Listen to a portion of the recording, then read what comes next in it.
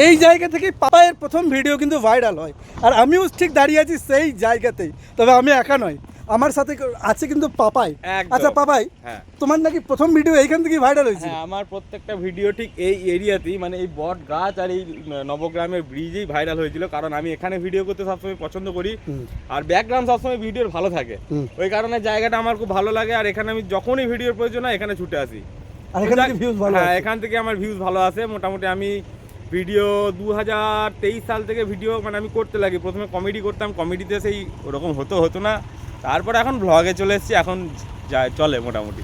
এখন পাপাইকে দেখে কে, পাপাই এখন পাপাই হয়ে গেছে।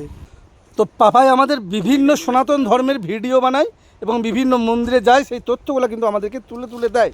আর আমিও পাপাইয়ের কিন্তু অনেক ভিডিও দেখেছি।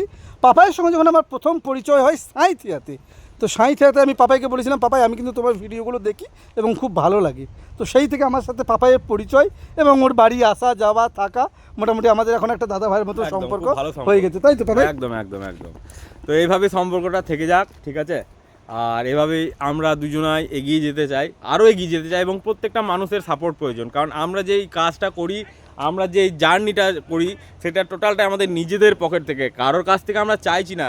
কিন্তু সবাই পাশে এলে খুব ভালো হয় জিনিসটা, কারণ আমরা অনেক কষ্ট করে অনেক দূরে যেতে হয়। হ্যাঁ, সময় বার করে গাড়ির তেল, নিজেদের কাজ নষ্ট করে আমরা সময় বার করে সেই সব জায়গায় ঘুরে বেড়াই। একদম একদম চেষ্টা করবো আগামী দিনে আপনাদেরকে এভাবেই প্রত্যেকটা মানুষের কাছে সনাতনের বার্তাকে পৌঁছে দেওয়া, আর এটাই হবে আমাদের আগামী দিনের কাজ।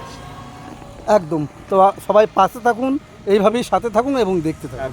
রাধে রাধে। রাধে রাধে।